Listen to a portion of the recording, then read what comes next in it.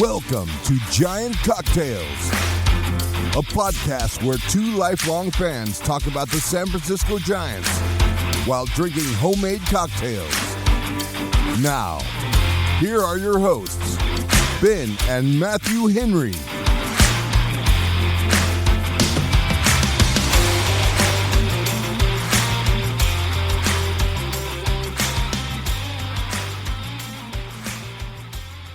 Welcome to another episode of Giant Cocktails. I am your host, Ben Henry, alongside my brother, the transmogrifying Matthew Henry.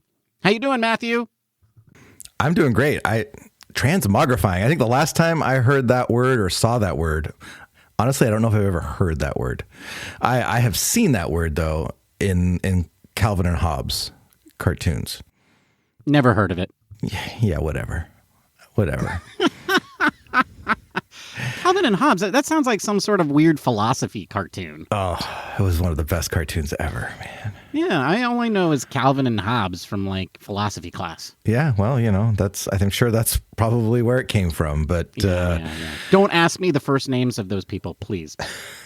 Because I have no idea. I really have no idea what I'm talking about. I do know the little boy with a stuffed tiger, though. Yeah. When in doubt, just say Renee. Yeah. Anyway. Yeah. Is that like Carson for the Giants? Exactly. It's Renee for philosophers, so it's Renee Calvin and Renee Hobbes. Exactly. I did not know that. Listeners, now you know that whenever you're having a philosophy talk, if you want to sound like a know-it-all, just say first name Renee. That's right. And, like artists, whatever. That's all. That Renee was just... Oh, really? Okay. I mean, you so go anywhere in history and there's Renee. I see. Okay. I didn't know that. It's like it was Renee Mapplethorpe, the famous photographer. Exactly. Renee O'Keefe, the famous painter. That's right. Listeners who do know their art might detect a theme in Ben's examples. Maybe we should move on. Anyway, actually, I have a big old cardboard box that I've been meaning to get rid of, and now I think I'm going to turn it into a transmogrifier. Transmogrifier. Yeah. If you had one of those, I bet you that would be a really easy way to win a job in spring training, right? Like if you're a so-so pitcher, you could you just get into that box and turn yourself into a great pitcher. No need to go to Tread Athletic. Oh, right. You just get into your cardboard box, flip the switch, and suddenly your 91 or 92 mile an hour fastball is back to 95 or 96. But I might be getting ahead of myself. On that note, Matthew, I have a spring training related question for you. Oh, okay. What is it? Matthew, are you regular? Oh, man. You know, this is suspiciously sounding like an uncomfortable truth question. Hey, listen, some questions might feel uncomfortable for some people. Like, if you aren't able to talk about these sorts of things, Matthew, being regular is really important. In life, we tend to get bothered, all caught up in the bright and shiny, the new, the prospects, you might say. But we really should be focusing on the things that regularly come up during our lives and making sure that those things are okay. All right. All right. We should be regular. Okay. All right. Well, I'm like a community figure. People know me in my community, and just to be talking about this, I'm just gonna say that I am a coffee drinker and leave it at that. Okay. Well, I eat a lot of fiber with my yogurt in the morning. I'm going to leave it at that. And I'm also going to send you a link to a book. It's called Everybody Poops, Matthew. And it's a great read, okay? Even people who are upstanding citizens in their community. We just don't talk about it. That's all. Well, that's not what I'm talking about either, Matthew. I'm talking about regulars on the roster and how they're doing. I don't know how you turned it into this talk. Anyway, today is Sunday, March 2nd, as we record this podcast. Your San Francisco Giants went 3-3-2 this past week. Man, that's like a busy week in hockey. It's like, I love spring training where you can have records like that. Exactly. Like in 7 days, they played 8 games and they tied 2 of them. And they were to bring their record to 5-3-2. Unfortunately, their undefeated streak has come to an end, and so has their unbeaten streak. You know, those sound like the same thing to me, Matthew, but that's what they say in hockey. Well, Undefeated means you've won all your games. Unbeaten means that you didn't ever tie. But then, like, I don't even think they have ties in hockey anymore. Unbeaten means you haven't lost. It means you've tied and won.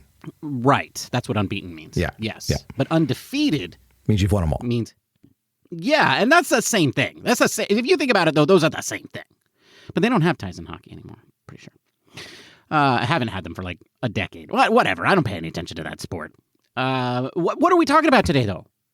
Well, you know, because it's spring training, Matthew, and there's all these things going on out there. We have some things to clean up, some tidbits, A little grad bag, a little tidbit thing. Yeah. A little bit of this, a little bit of that to cover. But then after that, we're going to be jumping into our 2 main topics of the day. We're gonna take a magnifying glass to the hottest battle of Giants spring training, the 5th starter battle. Matthew, I know last week you anointed Landon Roop as the winner. Yes. You just decided with your overreaction. Yes. But we may have written off somebody a little too soon. No, I don't think so. Yeah, you don't think so? You don't think so? Is this another allusion to the 91-mile-an-hour thing? We're going to be talking about the 5th starter battle. And then after that, we are going to do a check-in with all of the regulars. You know, the Matt Chapmans. Remember him? He's a guy that the Giants have. Oh, yeah. The Robbie Rays. Another guy the Giants have. Some of you may be dismayed by that. And then, you know, and others like Jung Hoo Lee. Woo! He exists. I guarantee it. He exists, and we're going to talk about that. But before we get to all of that, Matthew, you need to ask us our trivia question. Yes. Today's trivia question, Ben, is who was the last Giants player not named Buster Posey to win a Silver Slugger Award?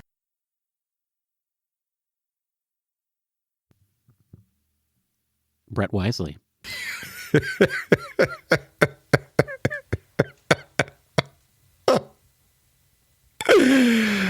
are you laughing man. at? I don't understand. Yeah, that's funny. All right. We'll see He's how hitting like wrong. 333 this spring, Matthew. He's on fire. Unfortunately, Silver Slugger Awards don't take into account spring traiing stats. Otherwise, then maybe he would have had a shot. But That's unfortunate because that's when he's at his best. It is. But we'll find out how wrong Ben is at the end of the episode. Oh, man. Isn't it time for the booze, boys? Yes, it's definitely time for the booze, Bob. What are you drinking, Matthew? Bob, I was like fumbling around trying to decide what I was going to do right up until today. And so when those happen, because I like to plan ahead, I like to kind of have an idea what I'm going to do the next week, or, you know, sometimes I have them planned out in 2 or 3 weeks in a row, but I didn't this time. And so looking around, I have access to an orange tree, which, you know, I'd never had access to an orange tree before. Did you know that oranges are like now fully like grown, that they're orange on the tree right now? It is a winter fruit. And so I grabbed a couple oranges, and my cocktail is called a cinnamon girl, and it has 2 orange wedges, 2 ounces of Reposado Tequila, a 1/4 ounce of dark rum, 3/4 ounce lime juice, a 1/2 ounce of cinnamon syrup, a 1/4 ounce of simple syrup, and 1 dash of orange bitters. You're going to take that orange, you're going to slice up a couple orange wedges, you're going to put them in a cocktail shaker, and you're going to muddle them, but just try and muddle the flesh. Don't get into the pith or the peel because it'll get a little bitter. And then you're going to add all the other ingredients to a cocktail shake to the cocktail shaker, and you're going to add ice. Give it a good shake for 10 to 15 seconds. Strain that into a rocks glass with fresh ice, preferably crushed or pebble ice if you've got it, because this really is at heart kind of a tiki-esque kind of drink, brought to us by the, I want to say it's the Death & Co. guys, but one of those big bars. I can't remember now. But that's what I'm drinking, the Cinnamon Girl, and it is actually quite tasty. It is a refreshing tequila-based, but, very, very nice drink. So that's what I'm drinking, Bob, the Cinnamon Girl. That's a tasty cocktail. What are you drinking, Ben? Well, thank you for asking, Bob. That's very kind of you. I wanted to point out in Matthew's instructions, all it says is muddle the flesh, avoid the peel. Oh, I forgot to put the orange. Yeah, don't. Yeah, that's probably key. That's key because when I read that, Matthew, that's the first thing that I read when I saw your recipe, and I was like, wait, what? What kind of cocktail is this? What is my brother? No. Okay, yeah, orange. I get it now. I get it. Okay, sorry. Yeah, thank you for pointing that out because that could have, that could have really had some disastrous results if people followed it literally. Well, I'm the one who publishes these parts, so maybe I'll just change it back. And then everybody will think you're a weirdo. They probably know by now. Yeah, no, Matthew's like that would mean Matthew was interesting and just. Well, let's be clear. I'm the normal one of us. So. That is true. You were definitely the normal one of the two of us. Next to me, lots of crazy things look normal. But anyway, thank you for asking, Bob. That's very kind of you. What am I drinking today, Bob? Well, Bob, I'm drinking spring cocktail number 2. Because last week I had spring cocktail number 1. That sounds like a theme here. All right. Yeah. Well, I decided that what I wanted to do this spring is I'm just going to keep workshopping this same cocktail until spring is over. And then maybe that's what I'll drink on opening day. Nah, that means I'd have to put bubbles into it. Yeah. I don't know. Yeah, you got to have your bubbles. Going with. Yeah. So anyway, last week I had a 1 ounce of mezcal, 1 ounce of cognac/brandy, and 1 ounce of elderflower liqueur. And the elderflower liqueur was not strong enough to stand up to those other 2 strong flavors. So I worked with those 3. I just kept working those 3 until I got to a balance I liked. I pulled back on, I almost doubled the elderflower, and I pulled back on the cognac, and then that's where I settled in on something that I really liked. Yes, Matthew, I did not pull back on the mezcal. I'm sorry. Okay. You're a wimp. What can I say? But that is not the cocktail I'm presenting today. Today I'm presenting something with an addition, because I thought, well, that's fine. That's a good start, but it needs to have a little bit of Giants flair. And what's the easiest thing to do to add a little bit of San Francisco Giants to a cocktail, Matthew? You go orange. That's right. You put in the flesh of an orange. That's right. I did it in the form of orange curacao. Dry curacao, which means unsweet, which for curacao means sweet. It all makes sense if you think about it. Anyway, it has 1 ounce of mezcal, 3/4 of an ounce of cognac, 1 ounce of elderflower liqueur, and 1/2 ounce of curacao. Put all of those into a shaker with ice, shake until chilled, and then double strain that into a stemmed cocktail glass. Folks, like last week, I'm not super happy with this one. Now it's too sweet. It's because I added it with the curacao. Ruined everything. But I think there is a good cocktail in here, so I encourage you to play around with the ratios yourself and find a version that you like. But I think we're on to something. I'm going to keep working it. Stay tuned until next week. And that's what I'm drinking, Bob, today. Bob. The spring cocktail number 2. That's a tasty cocktail. It's all right. But you can't say anything else. No. That cocktail sucked. Oh, wow. No, it was... Okay, Bob. Like, what? Fine. Bob, tell it like it is. Yeah. Like, it doesn't suck. It's just not... It's mid. It's mid. You can't say that. No, can you? he has no mid. Now he's just giving me the silent treatment. No, he's just staring at me. I don't get paid enough for this. No, you don't. I find it interesting, Bob, that of all the things that you can say, you say that the most. Okay, I think that says a lot about your personality. Well, the fact that he doesn't get paid at all. That's right. It's because you're not real, Bob. You don't exist. Oh, poor Bob. Much like, you know who also might not exist, Ben? Old Tom Murphy. old Tom Murphy. I don't think he exists. I don't. Yeah. I think he was just a figment of Farhan's imagination. Everybody keeps saying he exists. It's kind of like the Snuffleupagus, early days of Sesame Street. That's right. Everybody's like, no, he's real. Big Bird was like, oh no, he's real. Oh yeah, Big Bird's like, no, he's real, and everybody else is, oh, Big Bird. Yeah. They did that for like 15 years, and then they were like, maybe this isn't right. See, I missed like that 15 years, and then my kids grew up or started watching it, and all of a sudden everybody could see him, and it took me a little while to figure out what was going on. Yeah, I guess they figured it wasn't a good idea to gaslight Big Bird. But that's not what we're talking about. We're talking about old Tom Murphy. Last week, we said that he needed a second opinion, and you and I, Matthew, were like, oh, that's not good. Nope, never good when you need a second opinion. That's right, and it wasn't good. I've never heard the second opinion being like, oh yeah, things are good. Oh yeah, you're fine. Don't worry about it. Rub some dirt in it and walk it off. Yes, exactly. It turns out old Tom Murphy has a herniated disc.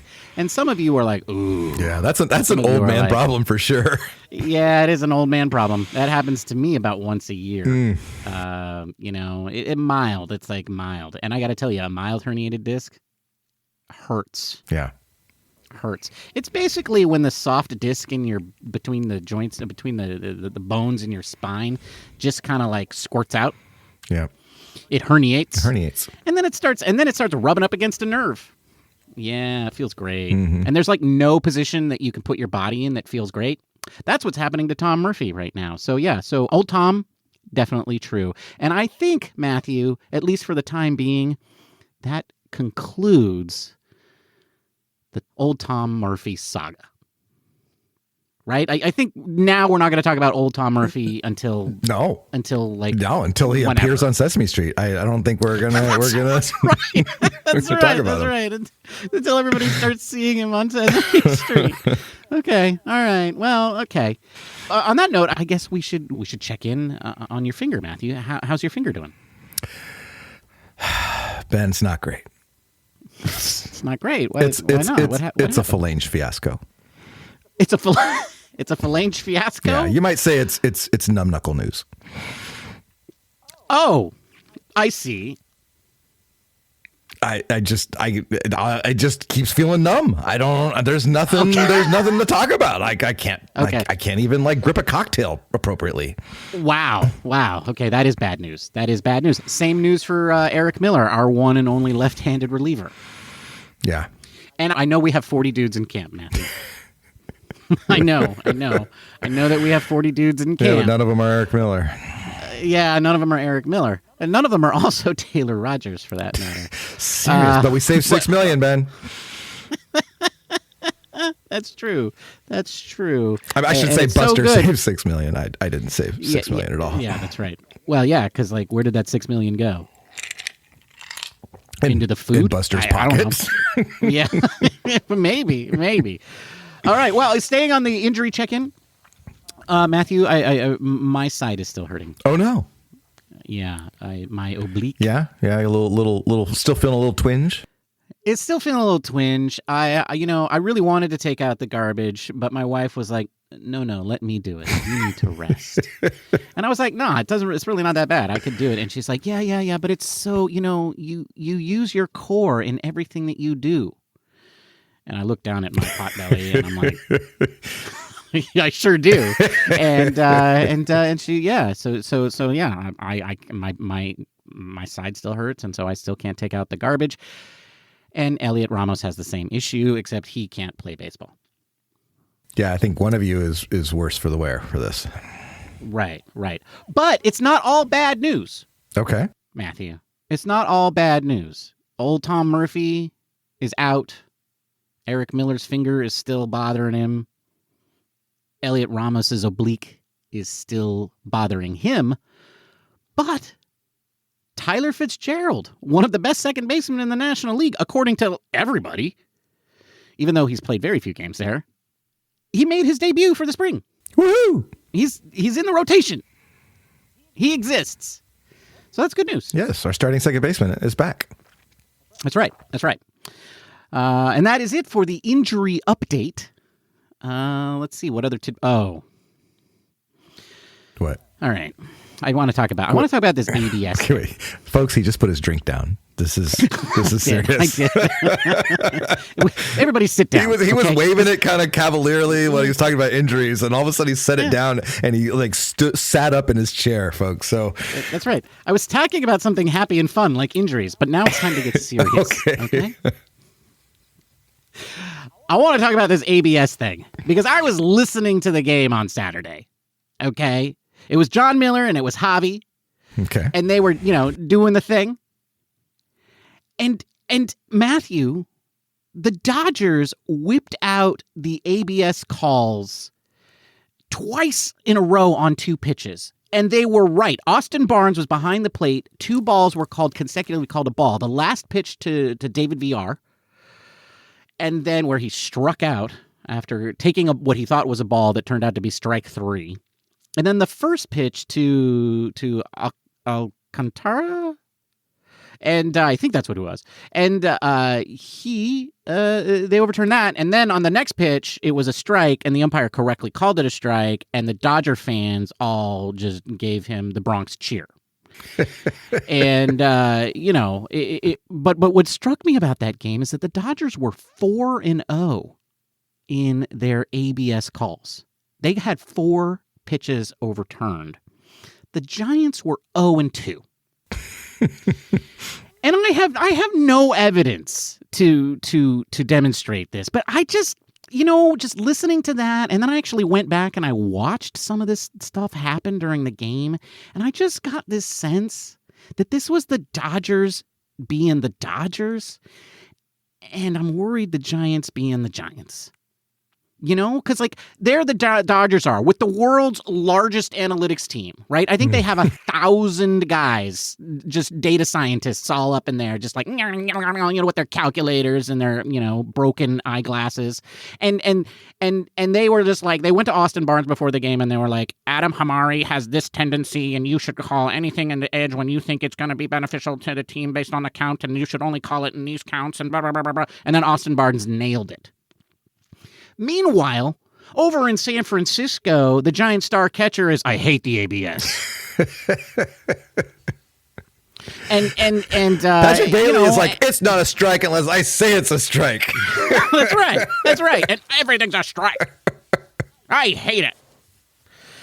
And then the manager, Bomel, is like, whatever. How are you guys going to handle it? He's like, whatever. Just Patrick, let's let Patty just deal with it, and everybody else don't worry about it. Meanwhile, the Dodgers look like they're taking this very seriously. And that's a big deal because it's probably going to go into effect next year. Well, then the Giants they'll be like, oh, maybe we should pay attention to this. Right. So the Dodgers will have a year up on the Giants, but also the Dodgers have it in their home stadium and then have it in every game that they're playing in other stadiums that have it, while the Giants only have it 11 times this year. So it struck me, it's a disadvantage. But also it feels like maybe the Giants aren't taking this seriously. And I have zero evidence for that. This is just a fan being a fan and over-worrying about things. But I just look over at Bomel and he's like, I'm being sneaky by not having Justin Verlander start in this game. I don't want the Dodgers to see him. And I'm like, that dude is 42 years old. Everybody has seen Justin Verlander. Exactly. Everyone has been with that guy. What is this secret? And but he's got a secret curveball. No, changeup. Was it a changeup? I thought it was a curveball. Oh, whatever. no, he's right. got some You're right. No, I'm thinking of Robbie Ray. You're right. Curveball. Right. Yes. Right. He's got a curveball that he wants to throw. And it's like, okay, well, so we're teaching an old dog new tricks, and we don't want anybody on the Dodgers to see that new trick. Okay, fine, I guess. Meanwhile, he's good morning, good afternoon, and good nighting poor Johnny Level, who's 17 years old. It was so vicious, some guy, a YouTuber, made a video out of it. Look at Justin Verlander carve up this 17-year-old. Anyway, that's my old man rant for the day. Okay. All right. Somehow I don't think that's the last, but okay. No, I'm just getting started. And then our last tidbit for the day, Matthew, there's something here that says that you wanted your picture on TV. Yes. This seems very like you. I do. It does seem like me. I always want to be on TV, Ben. I definitely do. And apparently so do the Giants pitchers. because they got this, what I thought was kind of funny, this new game that they're having, that whatever pitcher throws the highest percentage of strikes that day in that day's game, the next day, his picture goes up on the clubhouse TVs.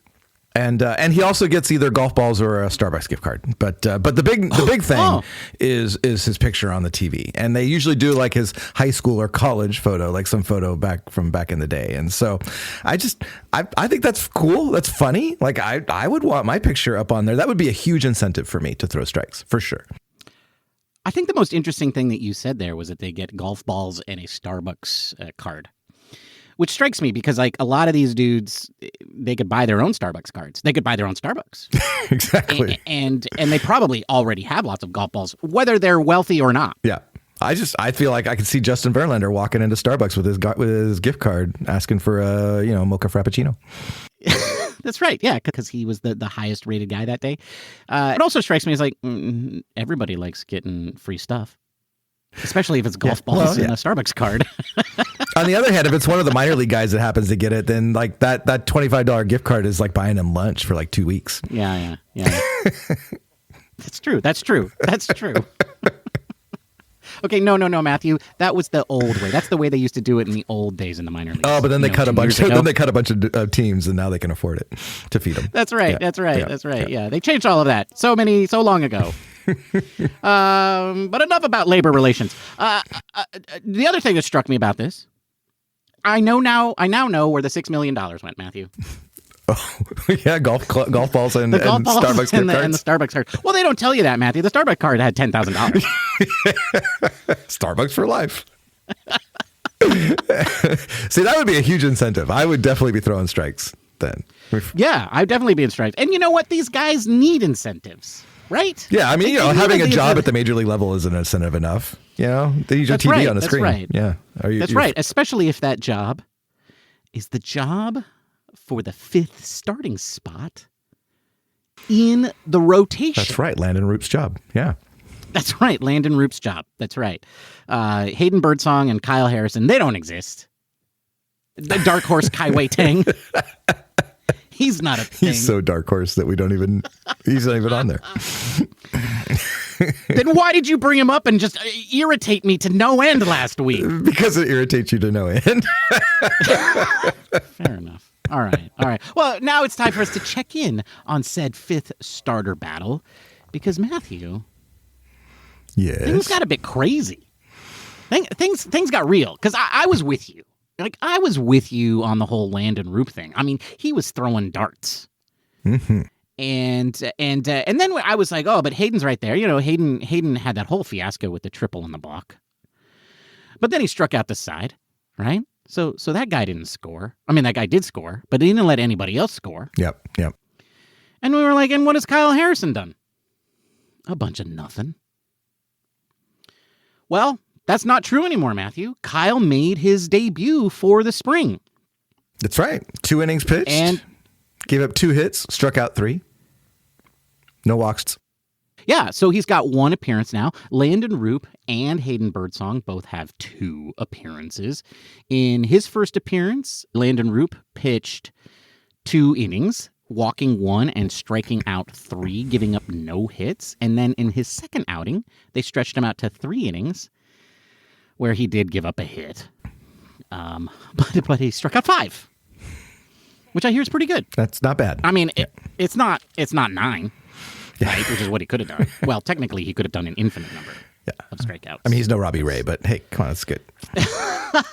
You're getting ahead of yourself. I am. We're talking about the regulars later. Okay. Yeah, and then Hayden Birdsong, 2 innings pitched in his first outing, giving up 2 hits, and then the run, but then he struck out the side, as we discussed, and then in his last outing, again 2 hits, and he hit a batter.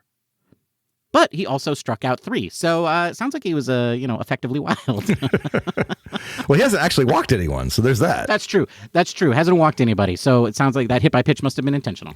Yeah. I love that it's string trading intentional. Because that's what you want to do when you're trying to win a spot in the rotation. That's for cutting in front of me at Starbucks. That's right. That's right. That's right. And then Kyle had his first outing. And as you said, 2 innings pitched, gave up 2 hits, but he struck out 3. So a pretty good debut. So it's Kyle's job to lose then, right? He's the guy. He's the man. Why? He's the man. No, I mean, Landon Roop, 8 strikeouts to 1 walk. He's only given up 1 hit in 5 innings. I still feel like Landon Roop's the leader in the clubhouse, Ben. But you know what? Hayden Birdsong is bringing the velo, Matthew. He's bringing the heat. Okay, there's that. But apparently, Ben, velo doesn't matter. Velo doesn't matter? No, because Kyle Harrison was at 92, and they were all like, oh, it doesn't matter. He's fine. That's right. I read that article, too. Where it's like, oh, yeah, no, he's throwing 91. And it sounded like Patrick Bailey talking about ABS when Kyle Harrison was talking about his velocity. And he was like, it's not about velocity. It's about swing and miss. If that's true, how come every kid on the planet is trying to throw 100 miles an hour and we have 70 of them in the major leagues who do? When just a few years ago we had 1. Yeah, I'm thinking there's something to be said for this velo thing. Yeah. It's like the baseball guys are like, oh, it's not that big of a deal. Then why do you keep signing so many of them? Why is it if you see a guy on TikTok throwing 100 miles an hour, you sign him to a minor league contract? Right. If velo doesn't matter. They see some guy throwing like 98 at like some country fair on TikTok, and next thing you know, he's pitching for the A's. So yeah, that's concerning, and it wouldn't be so concerning if Kyle Harrison's velo wasn't so low towards the end of last year. And you've got Hicks and these other guys, and now Birdsong is throwing in the high 90s, and Kyle Harrison's sitting at 91, 92, and I they can downplay it all they want. I just feel like that's not good. This is a thing. It's a thing. Like Kyle Harrison's velo is a thing. And they're trying to downplay it because they know everybody can see it and everybody's going to talk about it. And we're all going to talk about it because it's a thing. And so I just want to put a little, let's put a little marker on this, because they did say by the end of spring training he'd be back up to the high 90s. Mid to high 90s. And so we'll I'm like, yeah. And I think that's something to watch. If they're so confident, let's see that happen. Yeah, and if he's hurt, it's probably because he was trying too hard to get there. Yeah, or he was exercising, one or the other. Or he was jumping over boxes again. which is like, duh. Don't exercise, kids. Nothing good comes of it. I will say that Hayden Birdsong looks really good. I think he's my guy. He's my pick. I know you like the Landon Roop, but I think Landon Roop was always an outside guy. I like him because he's the underdog, man. I always root for the underdog. But Hayden Birdsong, he's looked really impressive, and he's like Justin Verlander's protege now. Like Verlander's like tucked him under his wing, and they sit together and talk about pitching all the time. Are you saying that because you read one article where Verlander talked to him? I read like 20 articles. Like he's like, apparently that's the thing. Like that's the only reason they signed Verlander is so he could whisper talk sweet, to Hayden Birdsong? Yeah, whisper sweet nothings in Hayden Birdsong's ear. That's all I got. Well, I mean, they did sign Verlander for vibes. I think that's pretty clear, right? Like they signed Verlander for vibes. And then a little bit of hope there. I think a little bit of hope. Yeah, it's a little bit of hope, but it's a lot of vibes, right? Like, because that's what Buster's going for. He's going for vibes. He's like, I'm going to save $6 million, but I'm going to change the vibes. And you'll see. You'll all see. That's right. He wants winners. That's right, guys. We're going to win 83 games this year. I still, me, Matthew, my money's on velocity and Hayden Birdsong. Okay. I also like Hayden Birdsong because even though all of these guys are young and they all look young, Hayden Birdsong looks like he's 12. And that amuses me. He does. When they're doing it looks like he could be like on the mound at Williamsport. Like he just, It does. And I love it when they're like playing the music on the social medias, this tacky talk and the gram, the book of grok or whatever it's called. The fastagram. Okay. Yeah. They show those movies and the moving pictures. Yep. And they play the fancy music and they're all like, and they're just like, oh yeah, look at him. It's the hero walk and they're supposed to look all tough. And then you got Hayden Birdsong just strutting in and it's like, his kid-sized pants, and it just makes me giggle. It just makes me giggle. Speaking of those movies, yeah. the things I stumbled across a reel the other day where they had set up this game where they would roll a ping pong ball across a table, and then they would have to hit a red Solo cup that was upside down or right, I don't know, on the edge of the thing. They had to come up from the edge of the table and hit it, and it was supposed to like fall on top of the ball as it's rolling by. Right. And sounds way too common. And so they were asking, like, they were showing like every player came and tried it. Right. And the running theme was that Casey Schmidt could not do it. And it showed him at the beginning trying to do it. It showed him coming back for more in the middle trying to do it. Finally showed him at the end coming back and trying to do it. And spoiler alert, at the very end, he finally makes it happen. And his celebration is probably more like enthusiastic than if they'd won the World Series. Like he is so like psyched that he did this. And so if you haven't, go check it out on the Giants YouTube page. It's pretty funny. Wow, that reminds me of like those videos of the dogs at the shelter, and they have the senior dog, and then the senior dog finally gets adopted, and he's so happy. Casey Schmidt, old dog at heart. That's right. All right, so you're sticking with Landon Roop, though? Yeah, I'm sticking with Landon Roop because he's the underdog and he's still pitching well. Like I feel like he hasn't done anything to not be the fifth starter. All right. Well, I'm sticking with Hayden Birdsong. Okay, all right, that's fair. And I don't remember if I took a side last week. But you're taking one now. But I'm taking one now. I'm going with Birdsong. Things don't look good for Kyle. I mean, good first outing, Kyle. I'm glad you showed up. But yeah, that velo is a little concerning. That velo is a little concerning. I'm my money's on Birdsong. Okay. Yeah. But now, Matthew, it's time to talk about the important part of the show: our health. Being regular. That's right. You know, as older men, it's important that we pay attention to these things.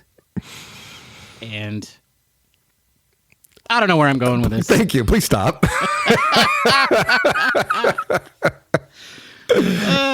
Let's talk about something that you find exciting, and let's talk about how well Brett Wisely is actually playing.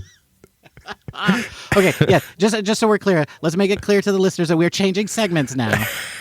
We are. We're going from changing segments fifth starters to our regulars. That's right. We're talking about the guys who don't, where's all their glory? They get plenty of it during the regular season. But Matt Chapman's like, what about me? I mean, right now, some guy named Scott Bandura and another guy named Bo Davidson can claim they have 1,000 batting averages in the spring. Now, granted, they only have one at bat each, but they're batting 1,000. Sabine Ceballos, who we mentioned last week, batting 600. Number 88. Batting 600. Sweet. But Brett Wisely, Ben, out of all the guys on the 26-man roster, let's say, or could be, Brett Wisely's batting 462. Okay. I see. I would prefer to say, Matthew, that he's leading the battle for the last infield spot. Okay. Well, I don't want to anoint him as a regular. Did you just do that? You anointed Brett Wisely as a regular? Only because I thought it would piss you off. But Brett Wisely, the king of spring training, Ben. All that's missing is two home runs in one of the games, and then That's true. I will say this: I really did like that kid Christian Koss, and I know we're supposed to be talking about the regulars, but since you're throwing Brett Wisely at me, I'm going to respond with Christian Koss. Sounded great on the radio, the way he was playing shortstop. Well, he's batting 286 so far this spring, so Yeah, and I got to tell you, the way that John Miller was calling his place, he sounded really good. Okay, well, hey, and Javi was backing it up. So Christian Koss, but we're supposed to be talking about the regulars. Okay, so I guess Brett Wisely, he's been a regular for the last 2 seasons. He's doing well, but Matthew, people aren't here to hear about Brett Wisely. No, they're here to hear about Gerard Encarnacion. That's right. And you know what? I know we said he was part of the outfield battle, but I think it's over. The battle's over, right? The battle's over. Fourth spot is secured. The guy has 10 RBIs already, Ben. Okay, old man, tell me about another stat you care about. Next thing you're going to be talking about is batting average. I don't care about it. Buster Posey cares about it. He talked at length about I wanted guys that could drive in runs. So don't tell me that he's got 10 RBI in 6 games, 10 RBIs and 18 at bats, Ben. I mean, yeah, but he's also done that with a 444 on base percentage and an 833 slugging percentage. Yeah, he'll keep that up. So yeah. Turns out those guys do get lots of RBIs when they do that. And that's only on 1 home run. Right. Yeah. He's got 4 doubles. So he's got 4 doubles. I mean, he's 4 doubles. So he's hitting the ball hard. He is. Gerard, you're possibly your DH. Well, and what's exciting to me about this is that he's got 18 at bats. He's only has 3 strikeouts in 18 at bats. Wow. So, like, I feel like, he's doing what he needs to do to cement his role as an everyday player for the Giants and most likely the DH spot. So that's exciting. I think we should be excited about the emergence of Gerard Encarnacion because we need that. Wow. So, okay. So just let's talk about this. Let's slow this down a little bit. 0 walks, 18 at bats. So all of his plate appearances have been at bats. Yeah. And he's only struck out 3 times. That means he's made contact 15 times. 8 of those times the ball has landed. 5 of those times they've been extra base hits. So he's making contact and he is hitting the ball hard and driving it. Wow. Yeah. I mean, he's doing what he needs to do. Like, he's the guy. So he's the guy. Yeah. It's his job to lose at this point. And I'd be very surprised if he did lose it, given this. Oh, absolutely. Right? Given the reputation he had coming in and then this performance in the early weeks, he's done. All right.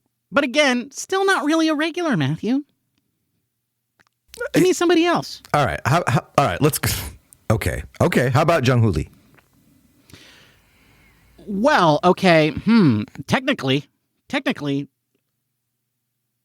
barely gave up his rookie status. Could you believe, Matthew? He's basically a rookie. I know. Like, he missed his rookie status by like 3 at bats or something ridiculous. It was 13, I think. It was 13 at bats. Yeah. So 13 at bats too many. So like 3 games. But yes, in our hearts, a regular. All right.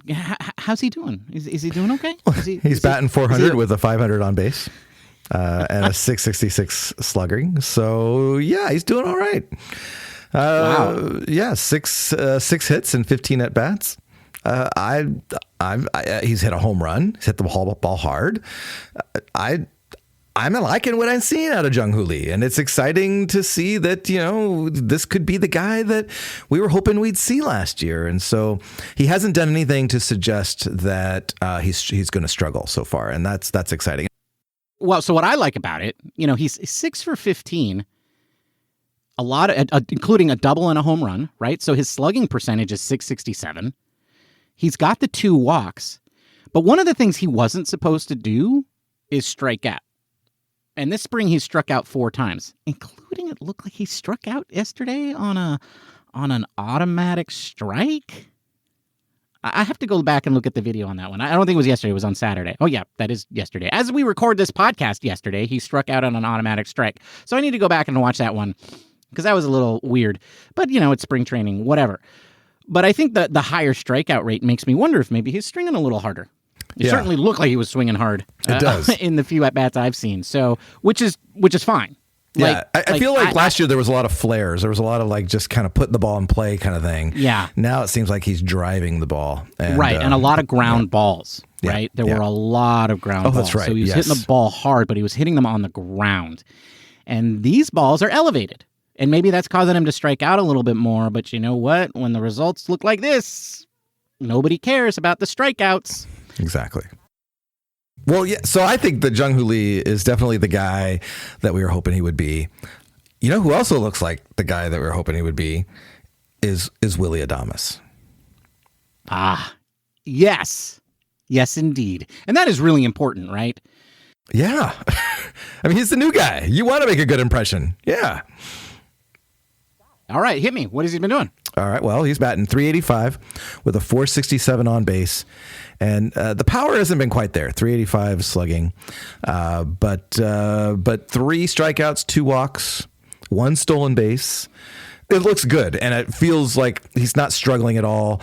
And that's kind of what you want as a new guy coming into camp who signed the big contract. You don't want to see that guy struggling, and he certainly looks like he's the part. He looks like he's the guy.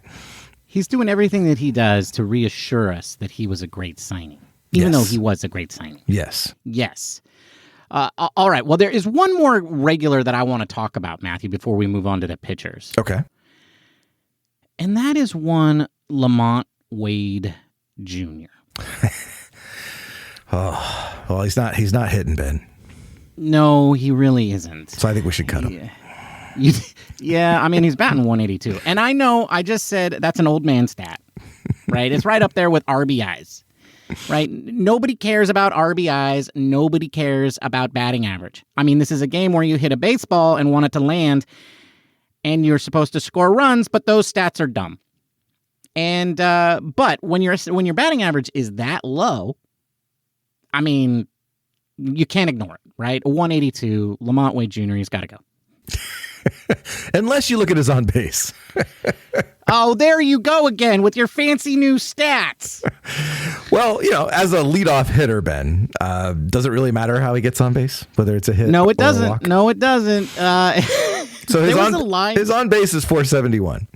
That's right. That's right. He's getting on base practically half the time. Half the time. Which is what he does. Which is what he's done. This is what he does. And honestly, you don't care what else he does, but he does have a home run. Yeah. Right? So that power that we saw 2 years ago, 3 years ago, it showed itself a little bit. And he's walking like a ton, so he's getting on half the time.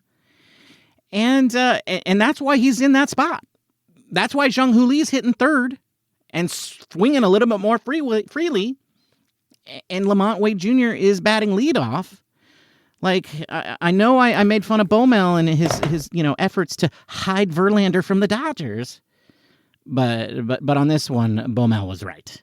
Like, this is setting itself up to be a beautiful arrangement with LaMonte Wade Jr. leading off and Jung Hoo Lee batting third. It looks really good right now. There was a line the other day where LaMonte Wade Jr. was 0 for 0, 0 for 0 with 3 walks. And I like, yep, that's a LaMonte Wade Jr. line. It is. Doing his job. And I think that guys like, Chapman and Adames, who are batting, around them, are just the ones that are benefiting, right? Because how much better pitches do you get when there's a guy on base? And so I feel like just them being on base makes everyone else around them better. And so that's exciting. I feel like that could be a real key to success this year. The top half of this order is looking really fantastic. Like the first 4 guys is looking really, really good. And then you throw in someone like Encarnacion, and then you're extending that lineup.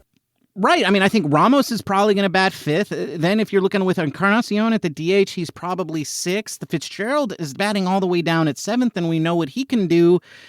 And it's like, what do you got? Yaz batting 8th. Right? I wouldn't be surprised. Which I know with listeners, a lot of you are like, you should be batting. You should be batting nothing. Yeah. Whatever. I hear it. Whatever. I would be surprised if the Fitzgerald bats 9th, though, because then that turns the lineup over with a guy that can run. Oh, that's true with his speed. Yeah. No, that is a good spot in the lineup for him. Is 9th, but also because he's got the pop, it's good because he can collect anybody who might be on base. Yeah. No, I think that's right. Yeah, 8th or 9th is probably right for Fitzgerald. But that's getting way ahead of ourselves. We'll predict lineups later. But all right, so we should probably move on to the pitchers. That's right. Since we are running. Well, we're running. Well, we're getting close. But let's finish up with the pitchers here. The one player that I want to talk about is Robbie Ray. Robbie Ray. I know. Robbie Ray. So Robbie Ray. It came out this last week. Okay, yes, Robbie Ray, and it came out this last week that Robbie Ray reached out to Tariq Skubal, the reigning Cy Young Award winner for the American League, who apparently. Can we just pause for a moment here? Okay. I think you've just made up both of those names. And I know, I've seen Robbie Ray. I've seen him pitch on TV. Like, I know he exists, but at the same time, I hear this name, and I'm like, that's not a real name. And then what did you just say? Tariq Skubal. You said turn the screwball? That's what? it. Yes, that's what I said. And apparently he throws a really mean changeup. And okay, what has this Tariq Screwball guy ever done? He's only won the Cy Young Award last year. Okay, you know what? I'm going to stop talking now, and you just go. Okay. Well, the interesting part is that he's left-handed and apparently throws from like the same slot as Robbie Ray. And so Robbie Ray reached out and said, hey, can you show me how you throw your changeup? And Tariq Skubal did. So the way he looks now, Ben, the MVP for the Giants could be Tariq Skubal. Okay, that's what I'm saying. Like, he had struck out 6 today in what, 3 innings? I don't even know 4 innings. Is that how much? Did we pay him $6 million? We may have. I don't know. Because that might be where the money went. And then, hey, the money well spent. We paid Tariq Skubal $6 million for consulting fees. Oh no, some money. It was less than $6 million because I forgot. Some of the money went into the golf balls in the. That's right. It was already spent. But Robbie Ray pitched 3 innings and struck out 6. Which gave up 1 hit, and he struck out 6 today. And I know that one of the early episodes, Ben, we talked about like if the Giants are going to be good, what needs to happen. And Robbie Ray pitching well was one of them. And gosh, man, if today was any indication, and I know that he's looked good before, his first start against the Dodgers last year, he looked like lights out and then things kind of fell apart. So let's not get too excited, but I'm going to get excited. That's what spring's for. And he's got this new pitch, and apparently it's looking devastating, and I'm here for it. So Robbie Ray could be a big part of the rotation this year. Well, I'll tell you this, Matthew. Last year, he started off, I think, by loading the bases. Okay, he wasn't striking out 6 and giving up 1 hit. Okay, so yes, he was very good in that first game, but if you go back and look at how that first game played out, it started off very rocky, and then he righted the ship and was very good from there. But it was nothing like this. Yeah. I don't want to rain on your parade, though, because I do want to point out one fact. So, well, don't. So let's just move on. I mean, it's sitting right there in front of me, Matthew. I can't ignore this fact. Which is? They were playing the Angels. Okay, Tim Anderson was leading off. Hey, Jorge Soler had a big game, man. That's true. Jorge Soler was in the game, but he was also a strikeout victim.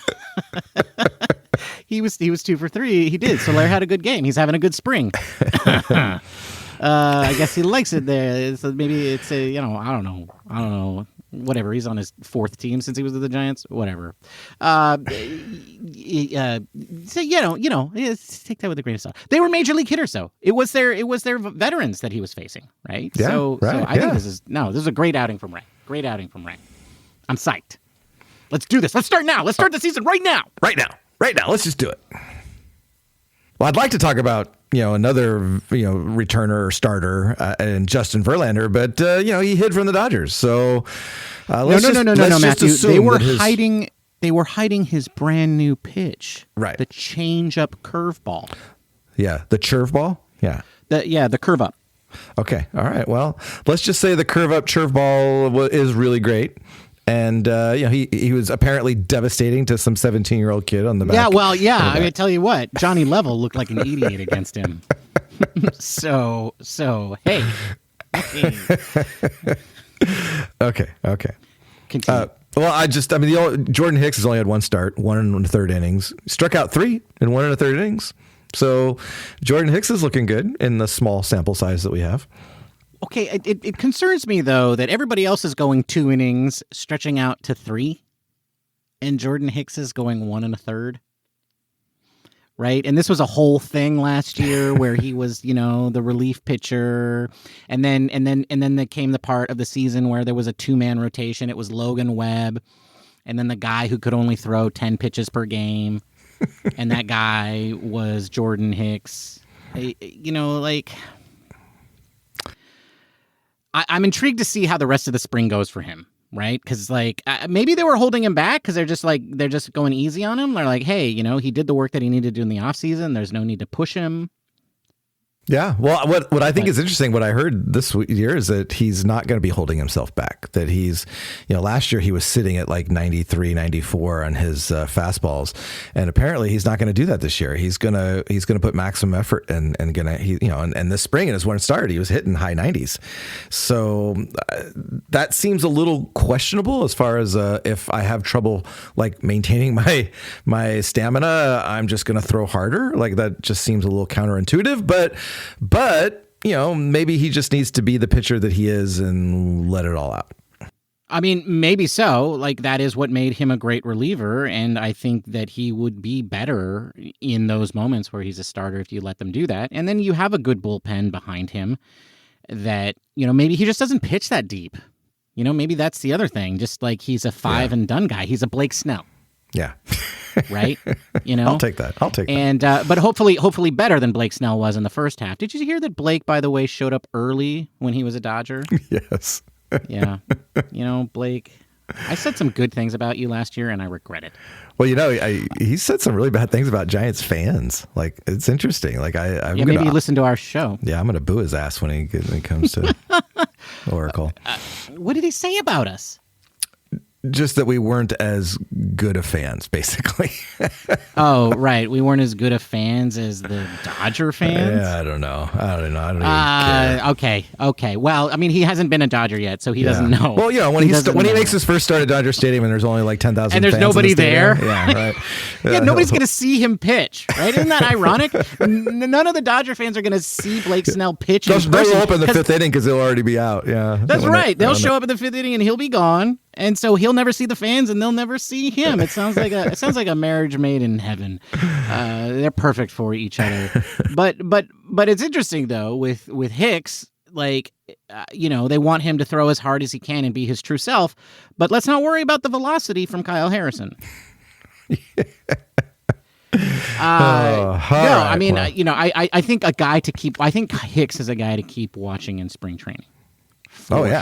Yeah, he's a big question mark for sure. Well, he is a big question mark, and I do think regardless, like of whoever loses this fifth starter spot, that's kind of a spot that you might be looking at, right? And not to mention Verlander and Ray because of their injury history, right? But I think it's like even though this battle for the fifth spot between Birdsong, Harrison, and Roop is very intriguing, all of these guys are going to make a lot of starts for the Giants.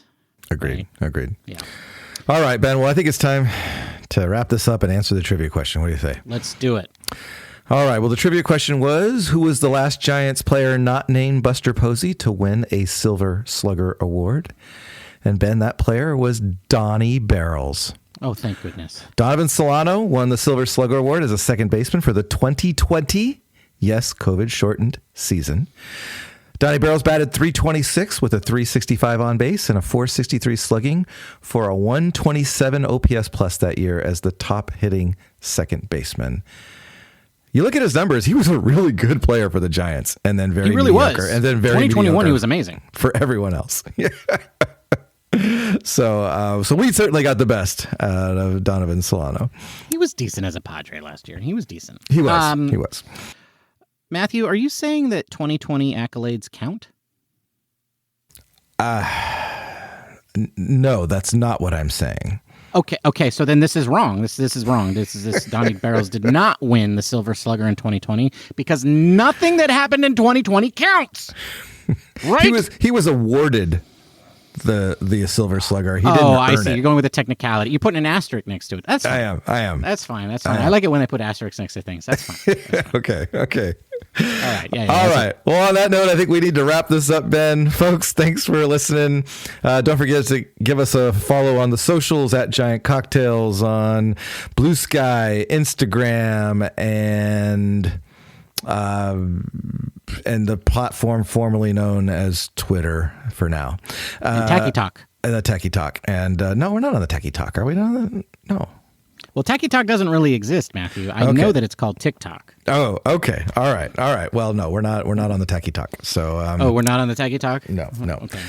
And don't forget, you can also leave us comments on our YouTube channel as well as Spotify, and give us a good rating on any of those platforms, especially Spotify and Apple Podcasts because that helps the show. So give us a 5-star rating. Leave us some nice comments. That would be great.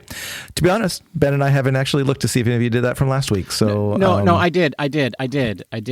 And I have to say to the guy whose name isn't Jordy Marcy Mark, but is just Jordan. Got it. I understand that you typed that. I understand what happened with the name. Okay. But hey, you know what? Thanks for commenting again. All right. Always nice to hear from our regulars. And we now know it's Jordan. And Roger, if that was the same Roger, let us know. If we don't hear from you, we'll assume it's a different Roger. In which case, we can say we have more Rogers than everybody. Yeah, not as many Carsons, but we have Rogers. That's right. All right. Well, Ben, it's been good chat with you. We'll see you again next week. Until then, cheers, my friend. Cheers, Matthew. Bye, everybody. Goodbye. Thank you for listening to the Giant Cocktails Podcast. Until next time, bottoms up.